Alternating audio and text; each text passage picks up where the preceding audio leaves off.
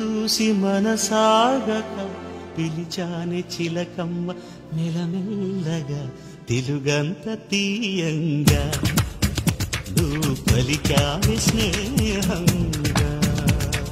చెలిమన్న వల వేసి నన్ను లాగగా